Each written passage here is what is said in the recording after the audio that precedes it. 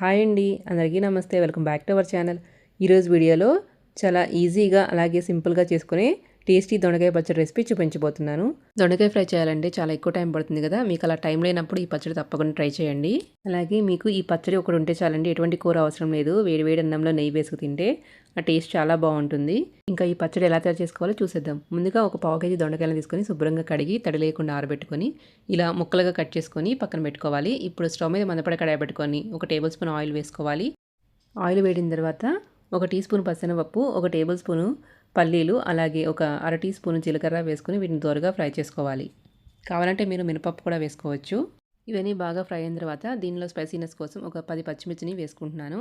ఇవి కారం ఎక్కువ లేవండి, అందుకని నేను వేసుకున్నాను. మీరు స్పైసీనెస్ చూసుకొని వేసుకోండి. ఇప్పుడు పచ్చిమిర్చిని కూడా బాగా ఫ్రై చేసుకోవాలి. ఇప్పుడు పల్లీలు, పచ్చిమిర్చి ఇవన్నీ బాగా ఫ్రై అయిన తర్వాత వీటిని వేరే ప్లేట్లోకి తీసుకొని పక్కన పెట్టుకోవాలి.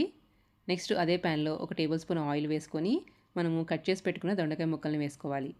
అలాగే ఇక్కడ నేను 2 టమాటాలను కట్ చేసుకొని వేసుకుంటున్నాను. అలాగే ముక్కలు త్వరగా వేగడం కోసం ఒక అర టీ స్పూన్ సాల్ట్ కూడా వేసుకొని ఒకసారి బాగా మిక్స్ చేసుకొని వీటిని సాఫ్ట్గా అయ్యేంత వరకు కుక్ చేసుకోవాలి.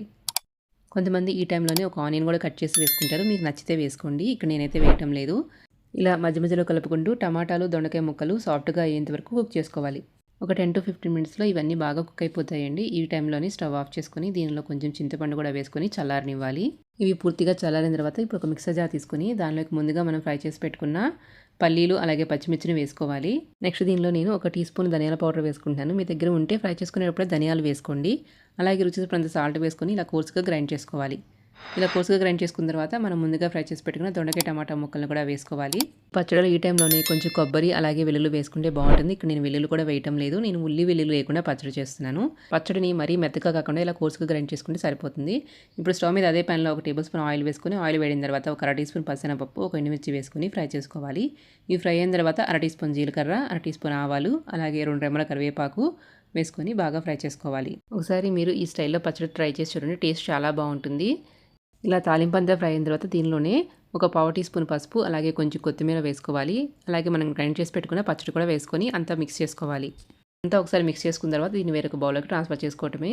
అంతేనండి, ఎంతో టేస్టీగా ఉండే దొండకాయ పచ్చడి రెడీ అయిపోయింది. ఇప్పుడు దీన్ని వేడివేడి అన్నంలో కొంచెం నెయ్యి వేసుకు తింటే చాలా కమ్మగా టేస్టీగా ఉంటుంది.